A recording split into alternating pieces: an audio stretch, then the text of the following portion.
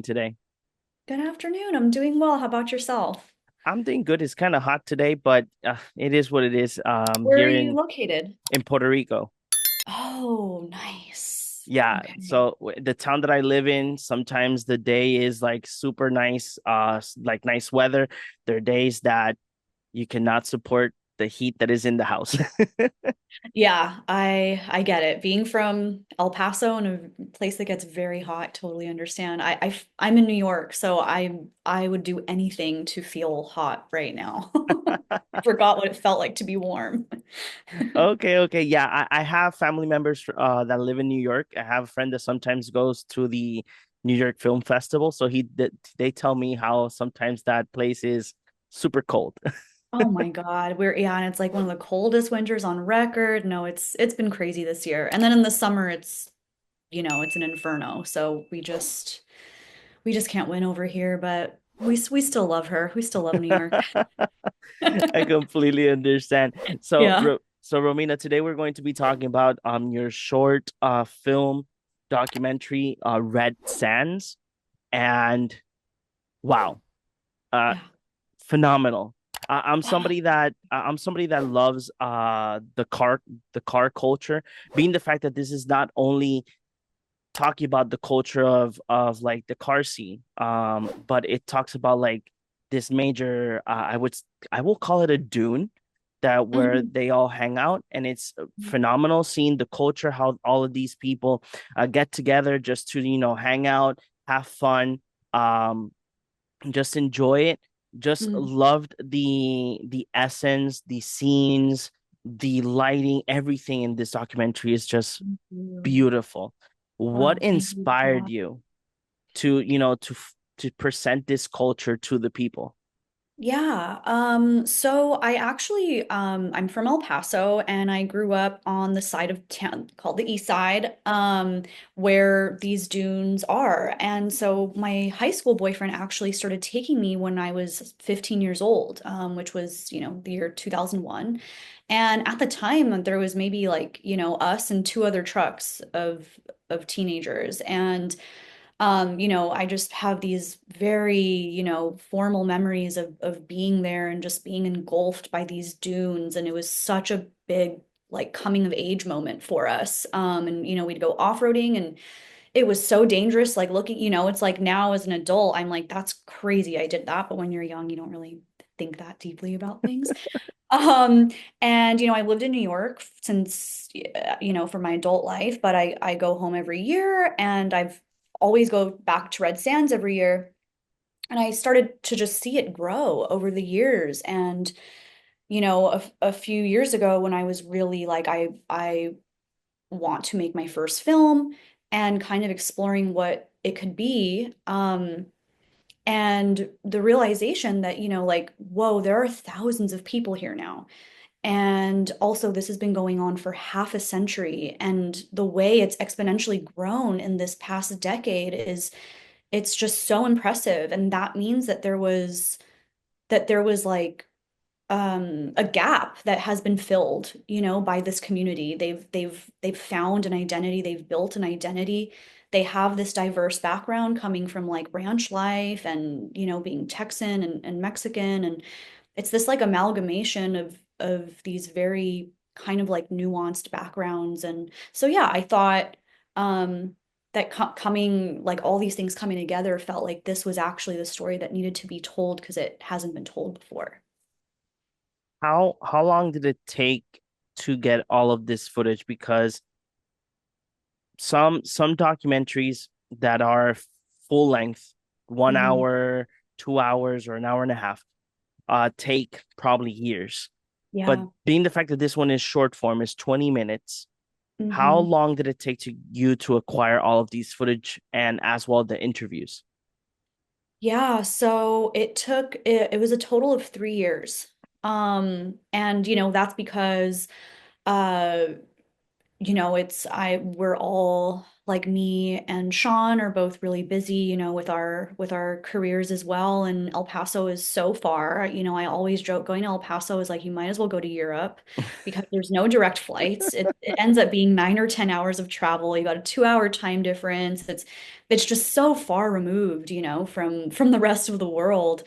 Like just to give perspective, it's I believe a 10 or 11 hour drive from Austin. Wow. That is how far El Paso is from the rest of Texas. Like we're really out there. So, yeah, I think, because it's 20 minutes, yeah, like there probably would have been a way to make it a little faster, but because, I made it on my own with my own budget, on my own time, it just, took a few years. Yeah, like, a couple trips to, even though I'm from there, but still, to find the right characters, to do the interviews, to, you know, develop what story do we want to tell? There's so many different stories we can tell. And every time we had a little bit more, or I talked to Rosie, like going to a truck show. All right, we got to go for the truck show, or we're doing this, they're called rutas, where everybody goes out and does like these routes through the Hmm. trails. And um okay, we got to go for that. So it was just these kind of little increments, and it just, yeah, it ended up taking 3 years. Wow. Yeah. And what challenges do you have? Because again, most of the footage is on the dunes. So Mhm. uh I imagine that if it's heavy weather, there's very difficult to get footage. But what other type of like challenges you went through while filming? Yeah, yes, the weather is definitely the main one because the desert is very unforgiving and always changing. Extreme heat, extreme cold, extreme wind. But on top of that, yeah, I think it's like the schedules of just working with real people, and which is, I feel, like a struggle in most documentaries, that, yeah, these are like real people with real lives. Like Rosie's a single mom. Ramiro's retired and has a bunch of grandkids, and still, like, and um Omar's active duty military member. So yeah, I think it's just the unreliability of, like we tried and have we tried and made like really set schedules for filming because so much did depend on the right lighting. And so you have to kind of like get the learning curve of when to tell people to show up and meet where. And people went missing. And I think especially when you're like in El Paso, like even more so, like in LA or New York, people might understand more like a schedule, but in El Paso, it's its own time warp. So, um, yeah, it was definitely like a challenge just getting all the shots and getting all the characters, where we needed them to be. And I had a question in my mind and it just slipped away. Okay. Yeah, do it all the time. And let's see if I can get it back. If not, I'll think of something else. Oh man, it was such a good Rush. question and it slipped away. Oh, okay, let's see. We were talking about Um, what other character. yeah, it slipped away. Shoot. Yeah, I hate when that happens. It always Yeah, happens to I know. So me. so got it. So this is your first film you mentioned. What inspired you to make this first film? And I'll add another question behind that one.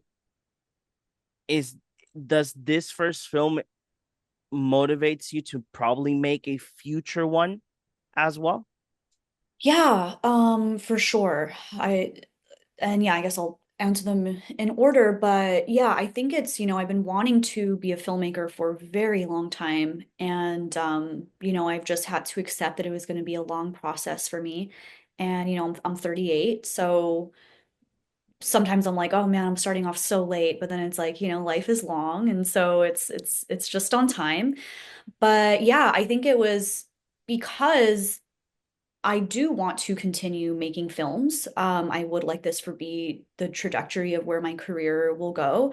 And so I wanted to tell this specific story because I felt like it's the most impactful and the story that I can tell, very authentically and very genuinely. And that's really important to me, that like if I'm gonna make a film, I'm also a writer. If I'm gonna write, if I'm gonna tell any story, my responsibility is to tell the most authentic story and get just like the best version out of the characters. And so this felt like the best place to start to show not only this story, but the I guess, my capabilities as well as a filmmaker. Mhm. Did you do all the camera shots, or you had somebody assisting you, or Yeah. was this 100% all Romina?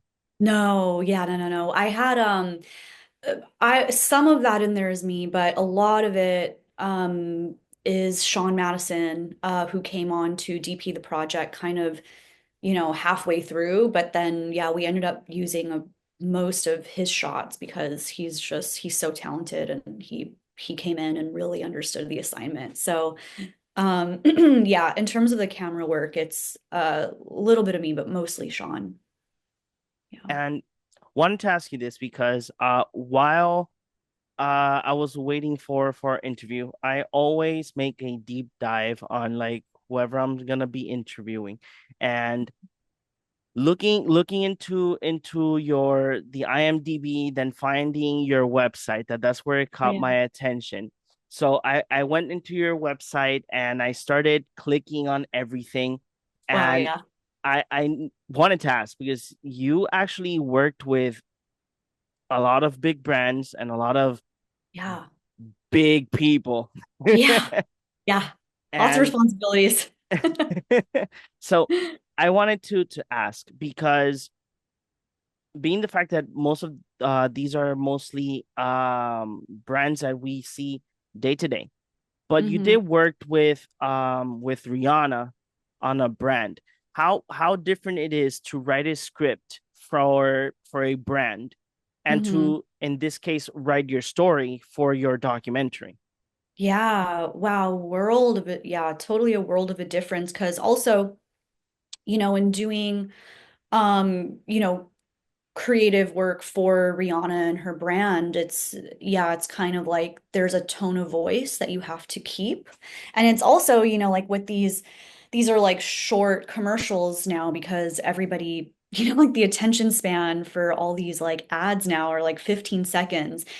And so it's funny because it's just as challenging. It's almost maybe harder to figure out how to get the most powerful message in like 15 seconds, So you go through so many, just so many iterations of copy and storyboarding and yeah, I can go between every program you can imagine on Adobe Suite and in order to tell a story or make a storyboard, make a script, make an animation or just all kinds of stuff. And whereas, with Red Sands, it's like you have to let the characters tell the story and find the way to articulate their voice, in the most authentic way, but that is also moving the story along and um yeah, telling it in a way that's interesting and powerful and feels um yeah, just like the story is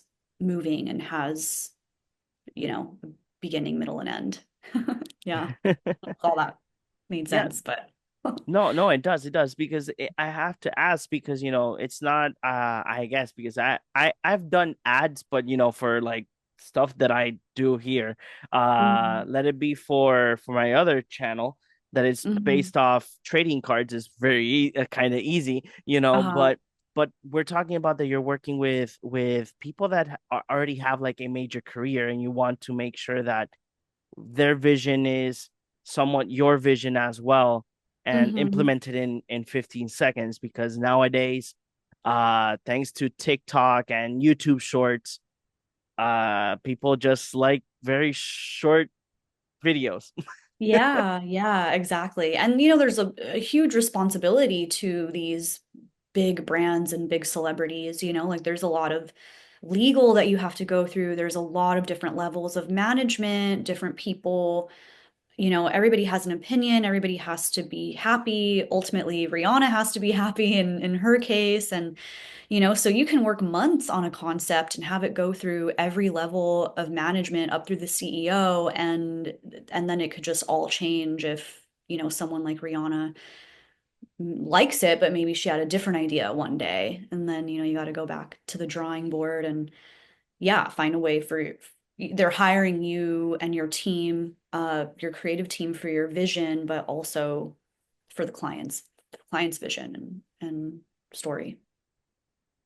Yeah, What it's a would challenge. be what would be your next, if you had an idea already for a next project, or let's say that this project Red Sands opens up a big door to probably direct your first full length or short film, what would be Mhm. something that you would like to work on?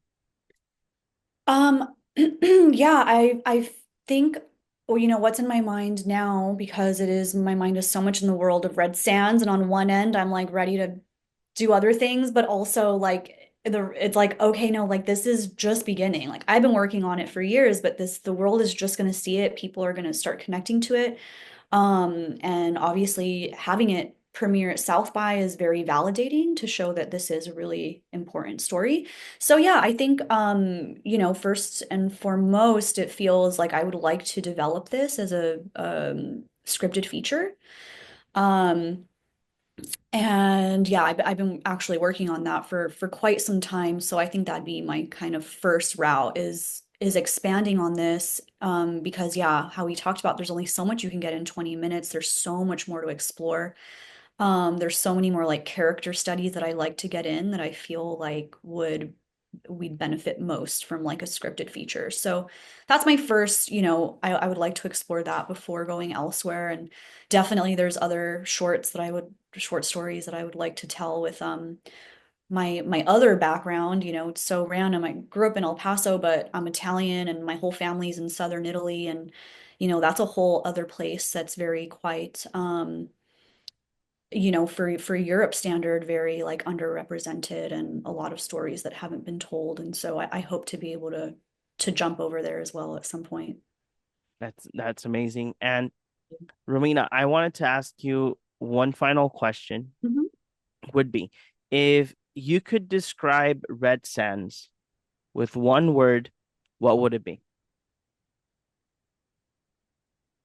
Exhilarating.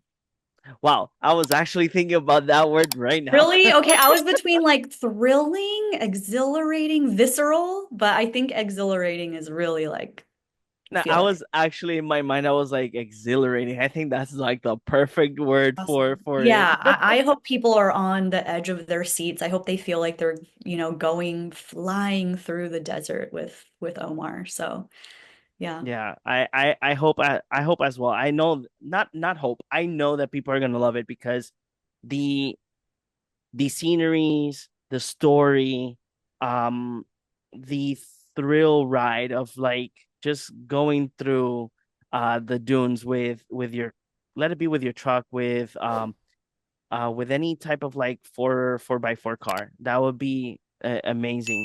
Yeah.